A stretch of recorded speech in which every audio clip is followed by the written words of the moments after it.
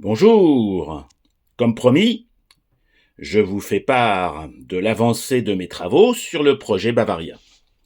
Aujourd'hui, je vais vous montrer comment j'ai résolu la question installer une machine dans un bateau déjà construit, car j'espère que vous l'avez compris, pour un bateau à vapeur, il se dit qu'il vaut mieux construire le bateau autour de la machine qu'installer une machine dans un bateau déjà construit. J'ai la chance avec ce bateau d'avoir un espace plat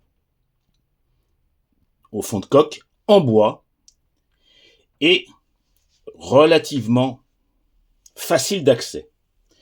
J'ai donc enlevé la partie superstructure ici. Voilà le moteur tel qu'il sera installé. Alors, je n'ai rien fixé définitivement. Je voulais d'abord valider tous les positionnements, notamment les cardans, les axes, etc., etc. Donc la machine, proprement dite, comme je l'avais prévu, doit être démontable. Qu'est-ce que j'ai fait? J'ai fait un petit... Alors, en plus, c'est vraiment pas beaucoup de place.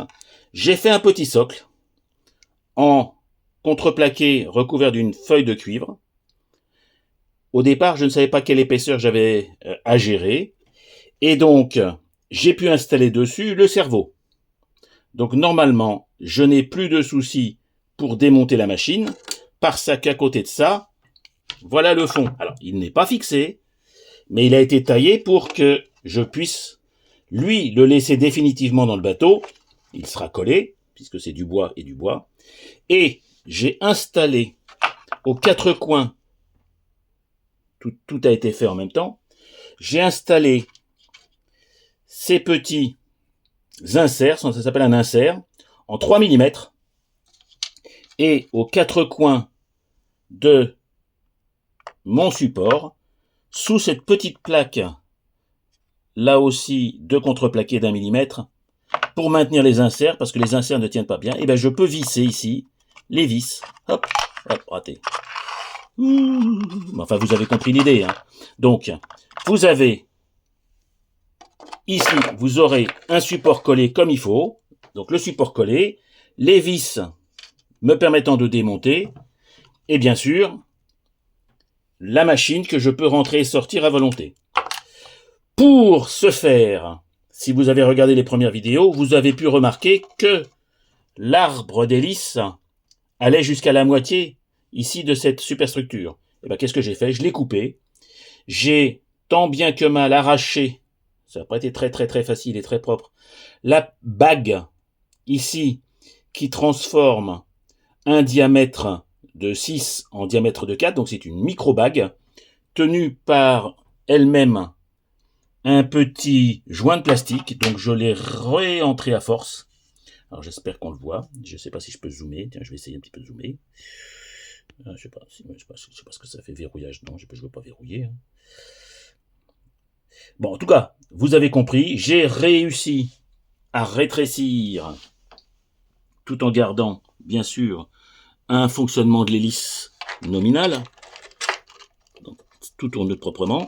J'ai laissé la bague et, pour pallier le léger différentiel de hauteur et peut-être d'ajustement entre l'arbre d'hélice et la machine, je vais mettre un cardan double. Alors, soit ce sera celui-là, soit en fonction de ce que je vais régler, un cardan coupé entre les deux, en fait un double simple, entre lesquels je mettrai une petite tige de rallonge. Bon, en tout cas, vous comprenez l'idée. Ces systèmes permettent de gérer des décalages de plusieurs degrés dans les deux directions. Donc c'est très agréable, très agréable à utiliser et très simple à monter. Donc vous voyez, vous le posez et puis vous mettez la machine à sa place. Donc ça c'est la partie facile de l'exercice. Maintenant, je vais attaquer les parties chaudière, comme vous le savez, chaudière et tank à gaz. Donc le tank à gaz, c'est le gros que je vous ai montré, le gros tank horizontal. Alors, autre point qui va être très amusant, la chaudière, c'est du 40 mm de diamètre. La superstructure, c'est aussi du 40 mm de diamètre, puisque ça, c'est la cheminée. Et ce qui est intéressant, c'est que je peux supprimer, j'ai coupé quelques fils, mais bon, je peux supprimer la partie cheminée de la superstructure actuelle. Elle est en PVC. Je vais sans doute faire avec, selon l'idée de mon ami Eric, je vais faire un petit ajustement pour que la chaudière sorte ici à la place de ce système qui était, à mon avis, un système de création de fumée artificielle, puisque je vois qu'il y avait des prises et on doit mettre de l'essence A, c'est souvent ce qu'on utilise, et ça fait une vapeur artificielle.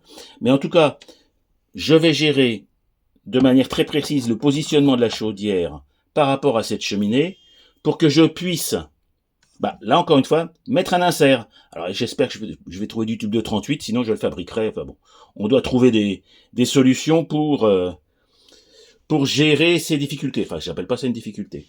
Dernier détail, mais ça c'est vraiment pour le fun. Les escaliers, lorsque je prenais la superstructure en main, les escaliers dépassaient dans la hauteur et je risquais de les casser. Qu'est-ce que j'ai fait? J'ai collé 4 petits pieds, ce qui fait que maintenant la superstructure peut être posée sans risque de casse. Voilà, et écoutez, c'était l'avancement de la semaine. Et je ne vous dis qu'une chose maintenant, c'est au revoir les amis.